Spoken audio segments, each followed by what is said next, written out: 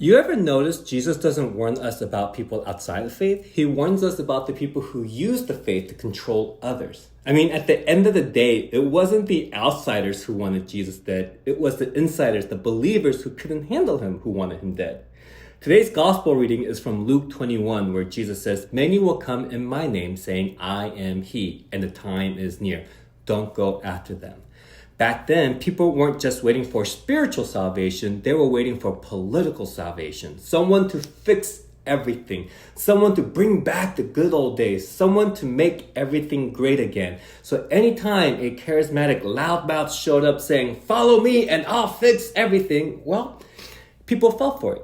Because fear makes us crave certainty, not truth. And here's the wild part. These figures didn't show up looking evil. They came wrapped in religion, wrapped in patriotism, wrapped in family values, wrapped in God talk, wrapped in "I alone can fix it," wrapped in "nobody has better ideas than me," nobody.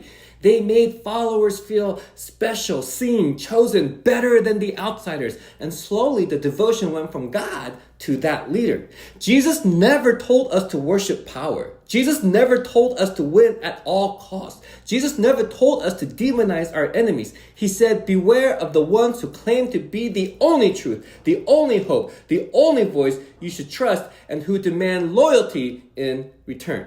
If someone says, "Everyone else is lying to you except me," that's not a savior. If someone says, "I alone can fix everything," they're not leading you. They're going to use you. If someone asks for your devotion instead of pointing you to God, you're not following Jesus anymore. You're simply following a person using religion to build a fan base, a fan club.